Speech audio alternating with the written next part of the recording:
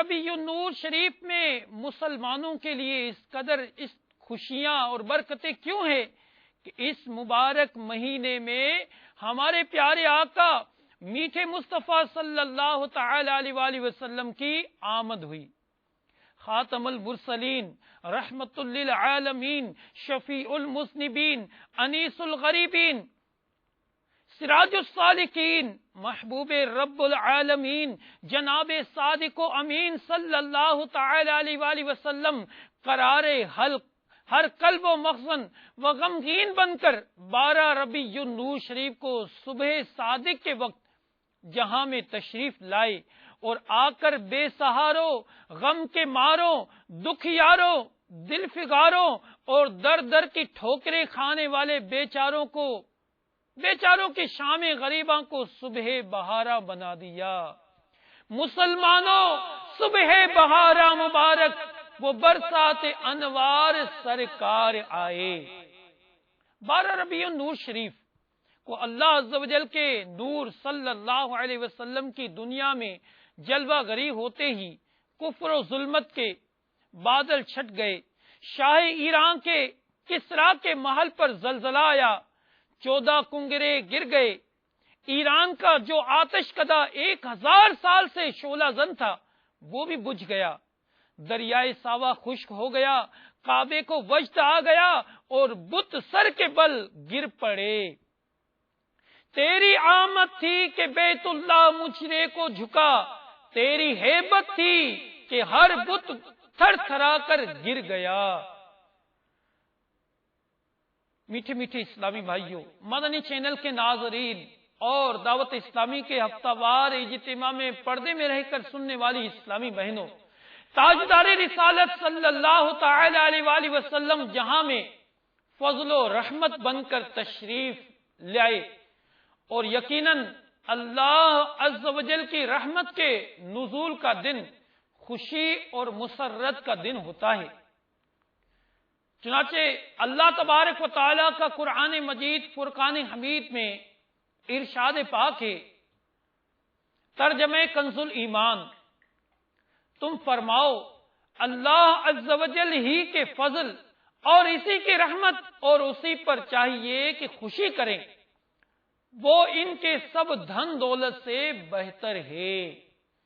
اللہ اکبر۔ اے میٹھے میٹھے اسلامی بھائیوں، مدنی چینل کے ناظرین اور دعوت اسلامی کے ہفتہ وار اجتماع میں پردے میں رہ کر سننے والی اسلامی بہنوں، اس آیت مبارکہ میں اللہ اکبر رحمت خداوندی پر خوشی منانے کا قرآن کریم حکم دے رہا ہے۔ اور کیا ہمارے پیارے آقا میٹھے مصطفیٰ صلی اللہ علیہ وسلم سے بڑھ کر بھی کوئی اللہ عز و جل کی رحمت ہے؟ دیکھیے قرآن پاک میں صاف صاف اعلان ہے، وَمَا أَرْسَلْنَاكَ إِلَّا رَحْمَةً لِلْعَالَمِينَ، ترجمہ کنز الایمان، اور ہم نے تمہیں نہ بھیجا مگر رحمت سارے جہاں کے لیے۔ سبحان اللہ۔ مدنی چینل کے ناظرین اور ہفتہ وار اجتماع میں پردے میں رہ کر سننے والی اسلامی بہنوں،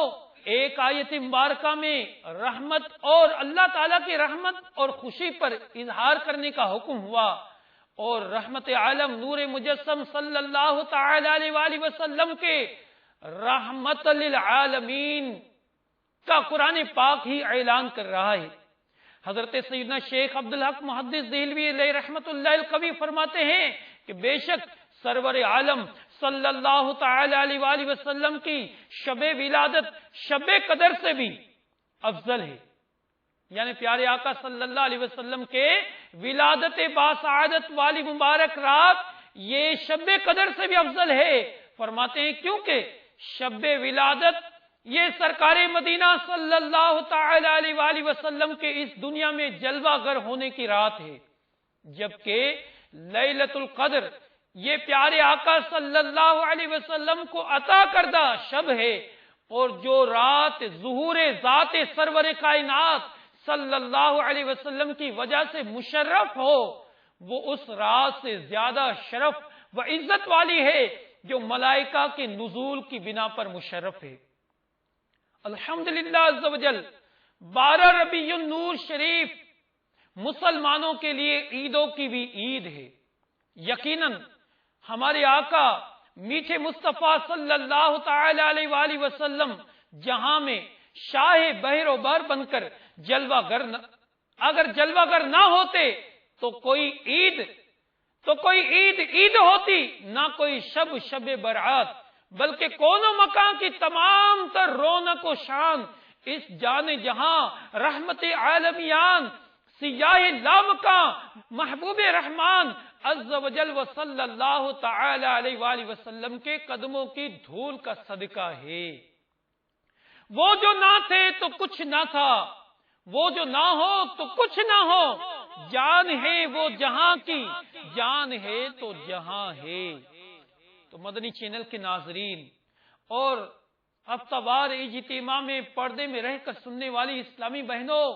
آپ نے دیکھا کہ ہمارے پیارے آقا میٹھے مصطفیٰ صلی اللہ تعالی علیہ وآلہ وسلم رحمت بن کر دنیا میں جلوہ گر ہوئے، اور اللہ تعالیٰ کی رحمت کے نزول پر قرآن پاک میں ہمیں یہ حکم ہے کہ اللہ کی رحمت جب نازل ہو، برکت نازل ہو تو اس پر خوشی کا اظہار کرے۔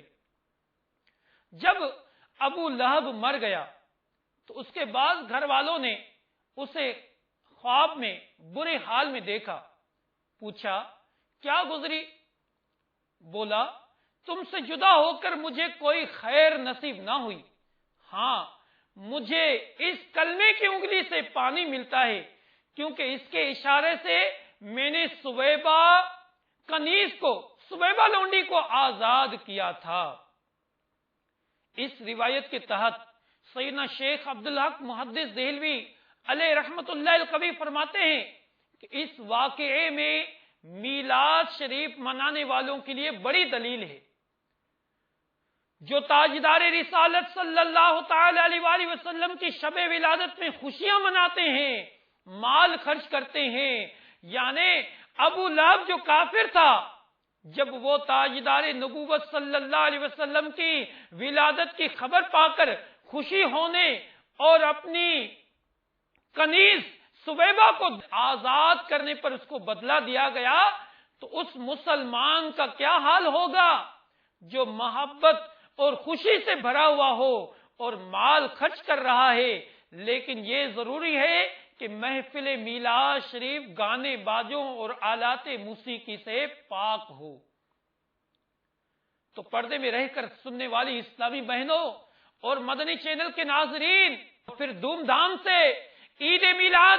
منائیے کہ جب ابو لہب جیسے کافر کو بھی اس کی ولادت کی، یعنی پیارے آقا صلی اللہ علیہ وسلم کی ولادت کی خوشی کرنے پر فائدہ پہنچا، تو ہم تو الحمدللہ عز و جل مسلمان ہیں۔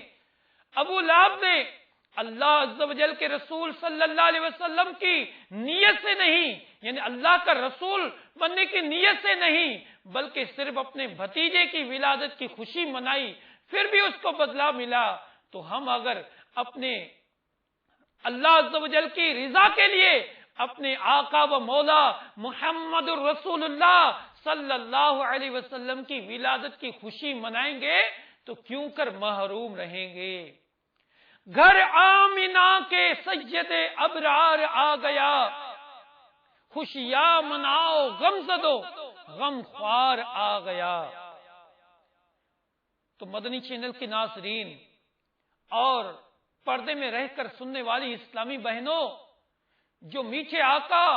مدینے والے مصطفیٰ صلی اللہ علیہ وسلم کی آمد کی خوشی میں میلاد کرتے ہیں، دعوتیں کرتے ہیں، صدقہ خیرات کرتے ہیں اور میلاد کی محفلیں مناتے ہیں، یقیناً اللہ تبارک و تعالی اور اس کے پیارے حبیب صلی اللہ علیہ وسلم ان سے خوش ہوتے ہیں۔ آئیے یہ بہار بھی سنیں کہ میلاد منانے والوں پر پیارے آقا صلی اللہ علیہ وسلم کتنے خوش ہوتے ہیں، کہ ایک عالم صاحب رحمت اللہ تعالی علیہ فرماتے ہیں کہ الحمدللہ عز و جل مجھے خواب میں تاجدار رسالت شہنشاہ نبوت صلی اللہ تعالی علیہ وآلہ وسلم کی زیارت ہوئی، اور میں نے خواب میں عرض کی یا رسول اللہ صلی اللہ تعالی علیہ وآلہ وسلم، کیا آپ